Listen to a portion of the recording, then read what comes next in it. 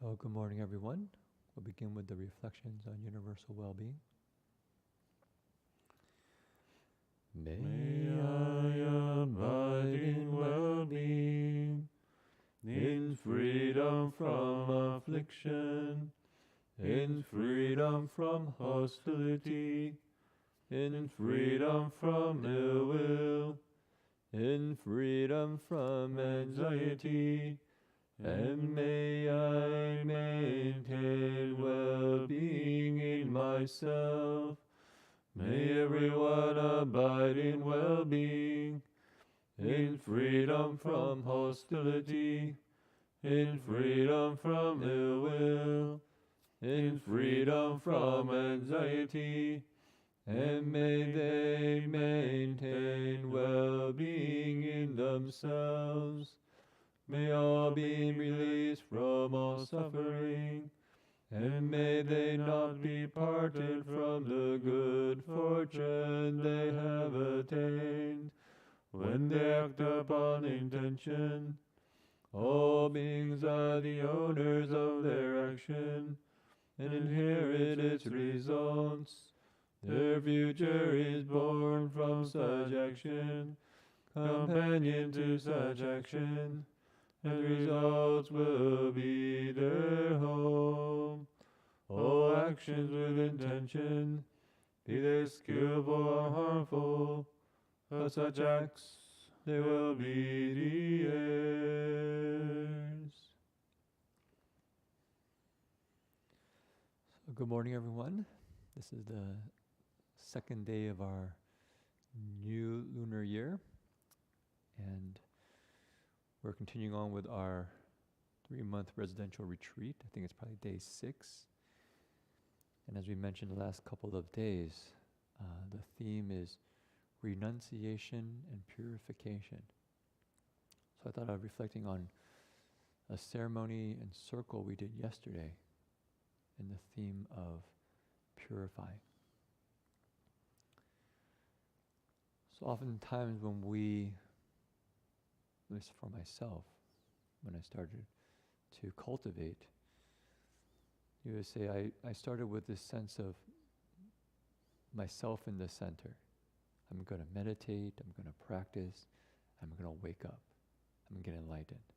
And somehow if I get enlightened, everything will be okay. Everything will be fine after I wake up. And I really applied a lot of energy in that kind of mindset. But over the years in the monastery, say maybe learning more about the Dharma, being more sensitive to those around me,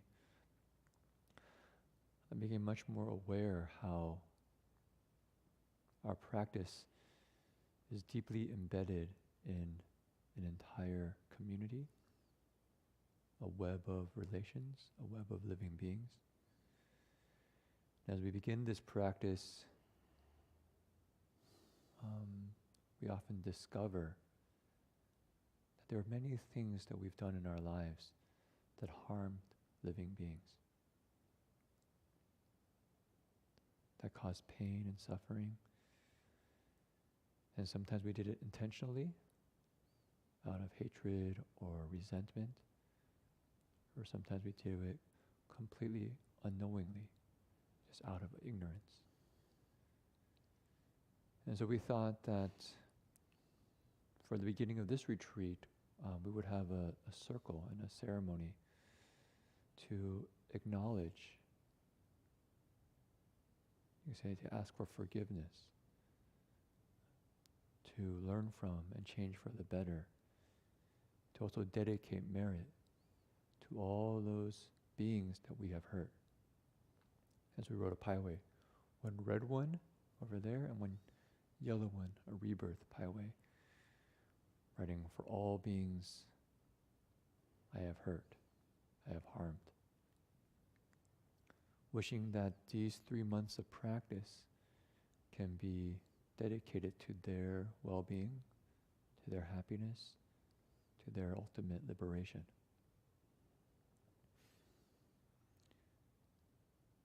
And I think in terms of this practice of the pi ways, we have this word karmic debtors, sometimes from the Chinese, 冤亲债主.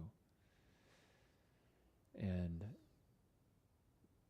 for me, when I started out, karmic debtors seems like what a debt. Maybe I harmed them, so I owe them something. So maybe I need to pay them back. Like it's like a story I remember. I had people know when I was a novice, I had to get surgery for my chest because when I was born, I had actually a big dent in my chest, so deep that you could put your whole fist in it. And if somebody poured water in it, you can put about 2 liters of water in my chest. So you can imagine how deep that hole was. My best friend would sometimes think it'd be a fun, he'd pretend to punch me in the chest, and he'd say, "Look, I made a big hole." But when I started in the monastery, all of a sudden I started having health issues and pressure and difficulty in my chest. And I had to get surgery. I'm not sure if I remember this 100% correctly, but I remember my mom passing me a message. Somehow she heard from some person who maybe has some special abilities, maybe said that somehow I had taken life in my previous lives. Maybe I was like a soldier or something, or in the army, and I killed a lot of beings, and that this was retribution. And he made a comment which really struck me about when I was planning to get surgery. She said something like, the person said that the getting surgery would somehow resolve the debt because those beings wanted blood. I said, ooh, they wanted blood. Okay. So anyways, fast forward, got the surgery, and more or less I've healed. Of course, I still have sensations in my chest from just having that surgery, but it's a lot less pressure. So there's a sense of repaying, kind of like, okay, I maybe killed you in your previous life, and in this life, you want some pain as well. You want some blood as well. Okay, I pay it back. But what, in my heart, I found maybe it's a much more profound way of reflecting on this, isn't to come at this practice in a transactional way, where, okay, I hurt you, you can hurt me, we're even, done. But actually from a heart grounded in the 4 boundless hearts, loving kindness, compassion, rejoicing, and equanimity. And what is this heart? This heart comes from a place of caring for ourselves and caring for the other living being, all those beings that we've hurt. So there's a deep recognition of the harm that we've done. And this harm that we've done to other beings also harmed ourselves. Or we harmed our Buddha nature. We harmed our connection with living beings. And so we are deeply repentant. I'm sorry. I'm sorry. And we acknowledge the relationship. I ask for forgiveness. I don't demand forgiveness, but ask for forgiveness. And then there's a deep self-reflection and change. To say, really, where did my mistake, where did my offense come from? What are the root? What's the source of my offense? What are the deeper intentions and attitudes of mine that cause me to do these things? And I'm going to learn from it, and I'm going to change for the better. And finally, what I want to dedicate my life to healing the relationship, and not just healing it, but to support your well-being and your, you can say, true freedom, to really support you. I think we can just imagine if somebody came to us like that. Maybe they harmed us. Maybe when they were growing up, they bullied us.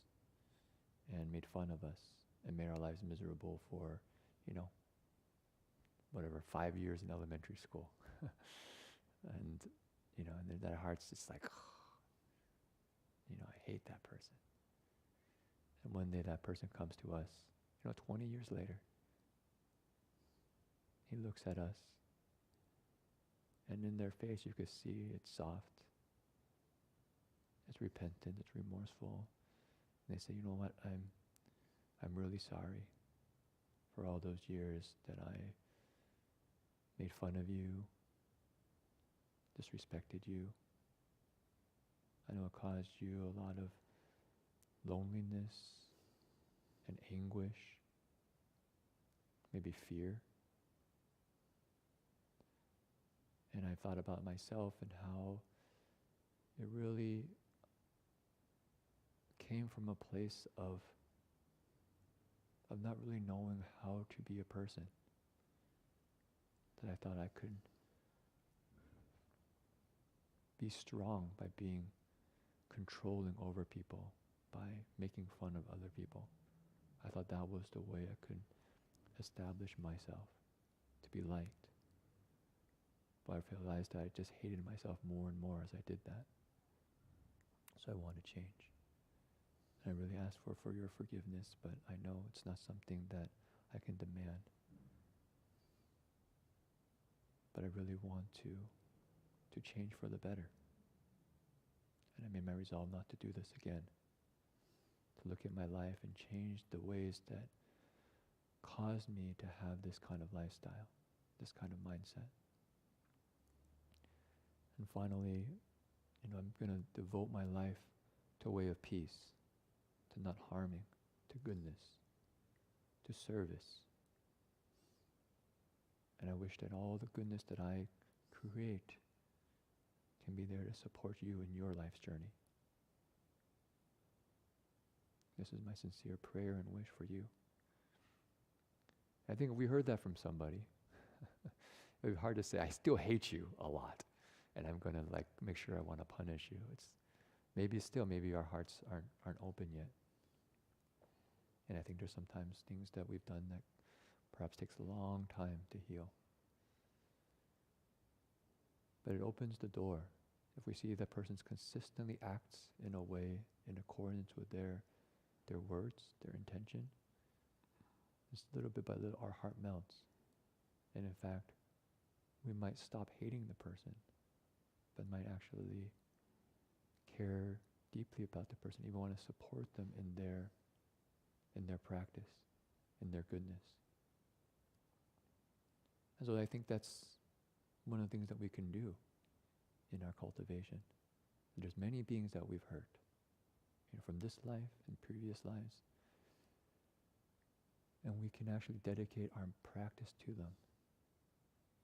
I think you can dedicate it in the sense of, okay, I'm repaying you back, but I think that's a superficial way. But from a real place of humility, of care, of deep transformation, and perhaps those that we owe, that we've harmed, actually say, you know what? No debt. Let's not work in the realm of transactional. You know, you may have killed me in the previous life. Your life won't help me. But what I can see really helping is your liberation and my liberation. So they become our Dharma protectors. Right? Those who we've harmed through our sincerity and our practice end up being our actual Dharma protectors. Now, of course, this is, I think, takes time. And that's why for these next 3 months, we're thinking of just making that an ongoing theme of dedicating merit to those beings that we've harmed. And in our pledge, we kind of make a commitment for the beginning where we're going to add a line that says, I honor and dedicate the merit to all those beings I have harmed from beginning this time until the present. But before each morning chanting, morning ceremony, just to set the tone for the day, we're also going to reflect, saying that today, if we wish, we can dedicate the merit to all those we have hurt. Of course, we can expand that out to all living beings. But just to be explicit, this practice isn't just for myself, somehow quote unquote my awakening, and all those karmic debtors are obstructions to my practice. It's no. This practice is about serving all living beings, about healing. Not just healing ourselves, but healing all the relationships around us.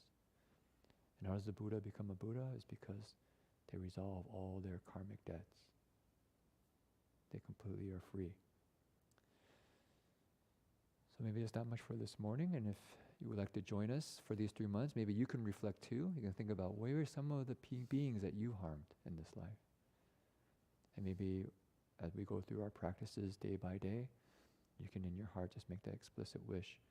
I wish to dedicate the merit from this spiritual practice to their well-being, to their ultimate liberation.